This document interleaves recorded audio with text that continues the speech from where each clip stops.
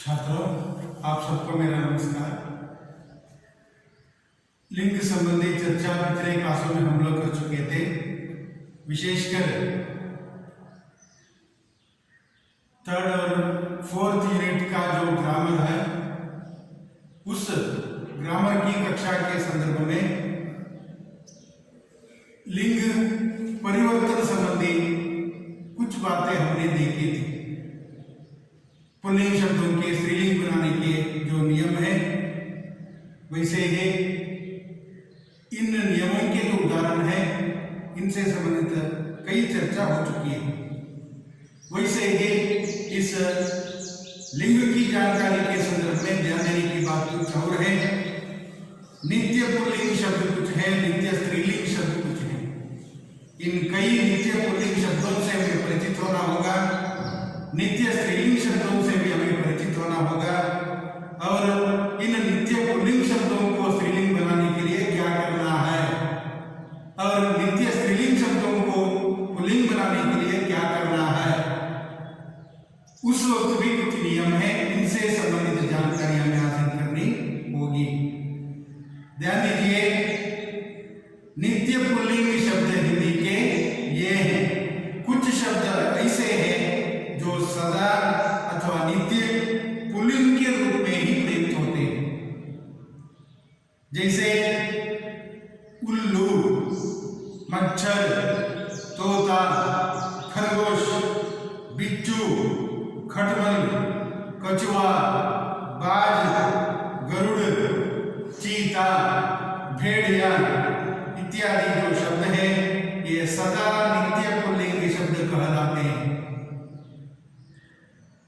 वैसे ही इनके स्त्रीलिंग बनाने के लिए इन शब्दों के आरंभ में हमें मादा जोड़ना होगा, हमें मादा जोड़ना होगा। उदाहरण के लिए देखिए, हमने पहले ही बता दिया था, उल्लू, मच्छर, तोता, खरगोश, बिच्छू, खटमल, कछुआ इत्यादि नित्य पुल्लिंग शब्द हैं। इन्हें स्त्रीलिंग बनाना है तो ध्यान देना होगा, इन शब्दों के आरंभ में मादा शब्द जोड़ना है। उल्लू पुल्लिंग है तो इसे स्त्री बनाने के लिए, स्त्रीलिंग के रूप में बदलने के लिए हमें जोड़ना होगा मादा उल्लू।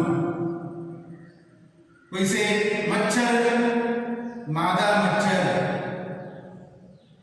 मादा चीता, मादा खटमल, मादा कछुआ, मादा गरुड़, मादा भेड़िया इत्यादि हमें जोड़कर कहने का तात्पर्य यही है कि आदि में, शब्द के आदि में मादा जोड़कर हम इसे स्त्रीलिंग के रूप में बदल देते हैं। यह ध्यान देने की बात है। इसलिए ये नित्य पुल्लिंग शब्द हैं। इन नित्य पुल्लिंग शब्दों को आरंभ में मादा जोड़कर स्त्रीलिंग शब्दों के रूप में बदल दिए जाते हैं। उसके बाद कुछ शब्द ऐसे हैं, वे सदा स्त्रीलिंग के रूप में ही प्रयुक्त होते हैं।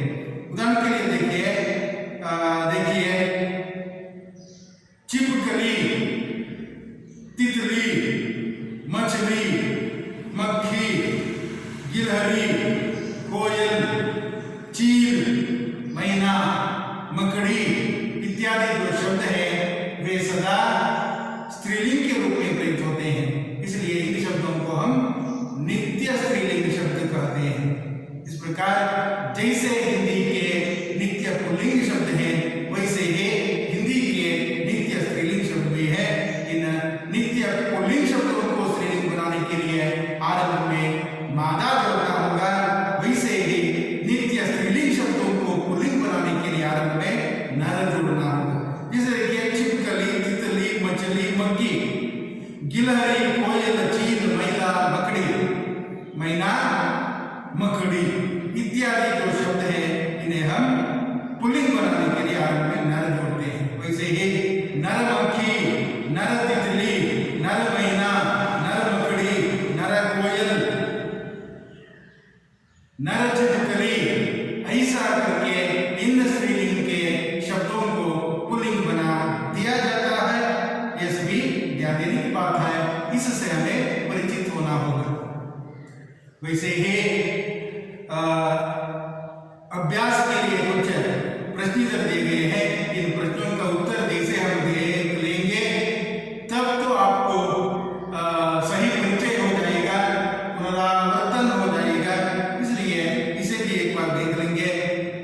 देखिए, लिंग की परिभाषा देकर उदाहरण सहित समझाइए।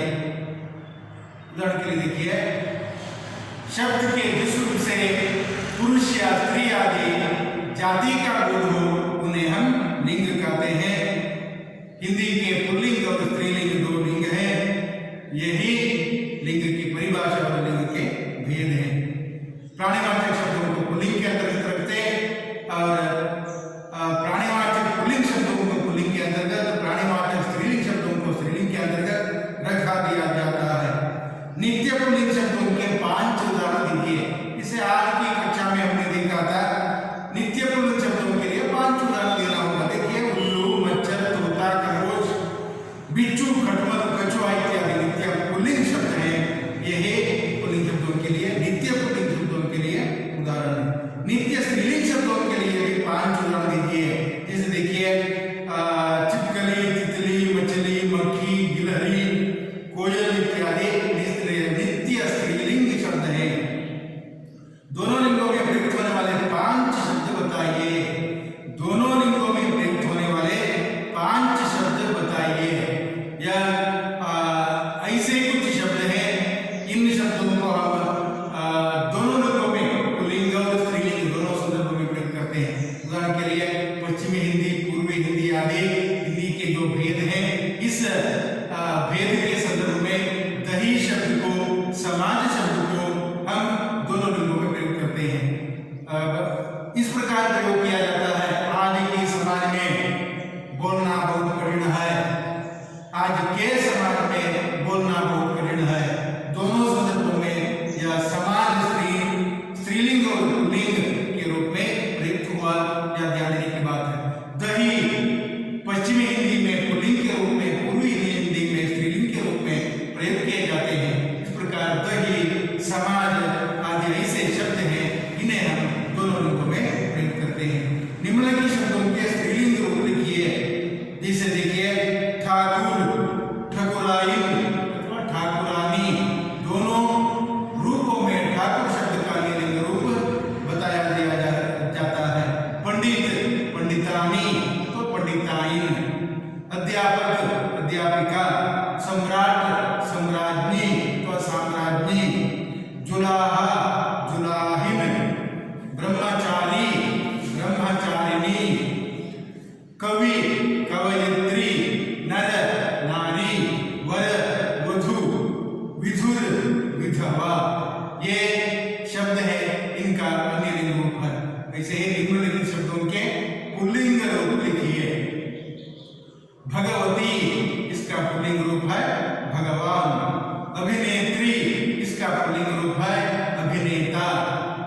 स्त्री का अन्य लिंग रूप है पुरुष।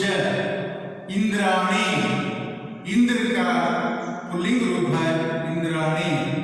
वैसे ही मादा, नर, मादा। लुहारिन, लोहा, लुहारिन, लुहार, लुहारिन, लोहे का काम करने वाला लुहार कहा जाता है। और लुहारिन इसका अन्य लिंग रूप है लोहा, लुहारिन, मतलब लुहार, लुहारिन। गाय, बैल, ललायन, ललायन, लला, ललायन। युवती, युवक। साध्वी, साध्वी, साधु, साध्वी, ये अन्य लिंग रूप हैं। इनका इस्तेमाल हम करते हैं। वैसे ही निम्नलिखित शब्दों के लिंग बताइए। जो शब्द दिए गए हैं, इनके लिंग हमें बताना होगा। जैसे देखिए, आंख शब्द स्त्रीलिंग का है। आंसू शब्द पुल्लिंग बहुवचन का है। नदी शब्द स्त्रीलिंग का है। नगर शब्द पुल्लिंग का है। समुद्र शब्द पुल्लिंग का है। चांदी स्त्री है। जाति स्त्री है। क्रोध पुरुष है। पूर्णिमा स्त्री है। ममत्व पुरुष है। नाक स्त्री है। शब्दों के अंत में निम्नलिखित प्रत्यय जोड़कर दो स्त्रीलिंग शब्द लिखिए। आनी, पंडितानी, ठाकुरानी इत्यादि आनी जोड़कर बनाए दिए जाते हैं। नी, उदाहरण के लिए सिंधनी, भागनी, या के संदर्भ में हम देखते हैं चूहा, चूहिया, वैसे कई शब्द हैं इनका प्रयोग किया जाता है। इका, गायिका, नायिका इत्यादि शब्द इका जोड़कर बनाए दिए जाते हैं। स्त्रीलिंग रूप इसका ऐसा होता है। लिंग बदलकर वाक्य पुनः लिखिए। इस प्रकार आपको परीक्षा में प्रश्न नहीं किया जाता, फिर भी आपको इस प्रकार सोचना होगा। यदि आप इस प्रकार बदलने में सशक्त हो जाते तो हम समझते हैं कि आपका ग्रामर, आपका व्याकरण मजबूत है। उदाहरण के लिए देखिए, वाक्य देखिए, शिष्य गुरु का आदर करते हैं। यह पुल्लिंग शब्द है। शिष्य गुरु का आदर करते हैं। इसका अन्य लिंग रूप है शिष्या गुरु का आदर करती है। शिष्या गुरु का आदर करती है। वह इस संपत्ति की अधिकारिणी है। वह इस संपत्ति का अधिकारी है। वह इस संपत्ति का अधिकारी है। अध्यापक कक्षा को पढ़ा रहे हैं। अध्यापिका कक्षा को पढ़ा रही है। अध्यापक कक्षा को पढ़ा रहे हैं। इसका अन्य लिंग रूप है अध्यापिका कक्षा को पढ़ा रही है। वैसे कवि ने सरस कविता लिखी। कवयित्री ने सरस कविता लिखी। वैसे ही उसकी दोनों बेटियां मेरठ गई हैं। उसके दोनों बेटे मेरठ गए हैं। इस प्रकार हमें बदल कर लिखना होगा। बदल कर लिखते वक्त अन्य लिंग के रूप में लिखना होगा।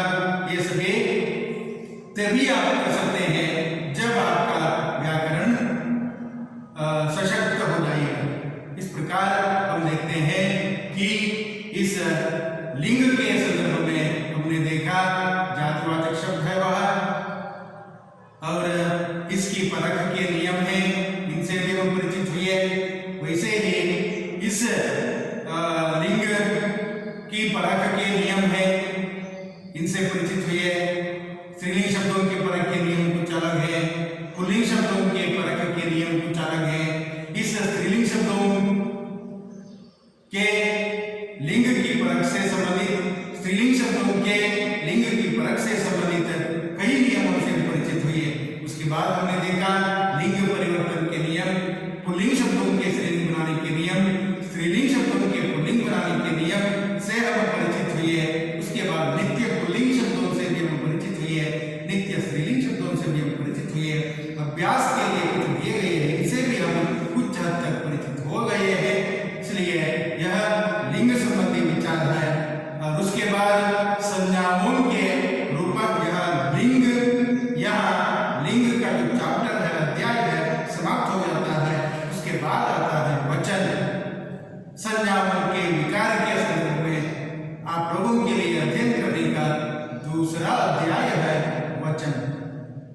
वचन क्या है, वचन किसे कहते हैं, अथवा वचन की परिभाषा क्या है, वचन कितने हैं, वचन परिवर्तन के नियम कौन कौन से हैं, इन सब से हम थोड़ी सी चर्चा आज की कक्षा में कर लेंगे, और बाकी जो रहेंगे इसे अगले क्लास में कर लेंगे। विशेषकर आज की कक्षा में वचन क्या है, अथवा वचन किसे कहते हैं, अथवा वचन की परिभाषा क्या है, इससे परिचित होंगे और इसके कुछ उदाहरण भी देख लेंगे। तब आपको वचन संबंधी थोड़ी सी जानकारी मिलती है। और उसके बाद आता है वचन के भेद। वचन के भेद को अगले क्लास में हम देख सकते हैं। यहाँ देखेंगे इस क्लास में वचन की परिभाषा और उसके नमूने। उदाहरण के लिए देखिए, शब्द के जिस रूप से एक अथवा अधिक होने की संख्या का बोध हो तो उसे हम कहते हैं वचन। वचन का शाब्दिक अर्थ है संख्या। शब्द के दृष्टि रूप से एक या अनेक होने की संख्या का बोध हो तो उसे वचन कहा दिया जाता है, तो उसी को हम वचन कहते हैं।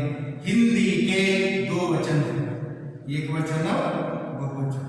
इस एक वचन और बहुवचन के संदर्भ में बाकी जो जानकारी है इसे अगले क्लास में देख सकते हैं। यहाँ कुछ दो खंड दिए गए हैं, खंडों में जो वाक्य दिए गए हैं, इन वाक्यों को मैं आपके सम्मुख रख लूंगा, तब आपको एक वचन और बहुवचन के लिए उदाहरण अपने आप मिल जाएंगे।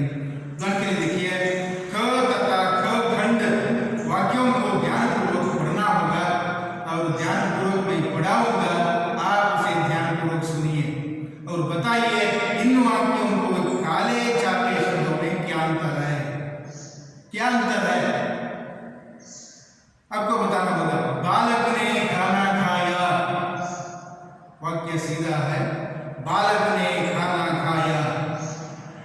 ख खंड में देखिए, बालकों ने खाना खाया। खंड ख में बालक ने खाना खाया, यह एक वचन का वाक्य है। खंड ख में देखिए, बालकों ने खाना खाया।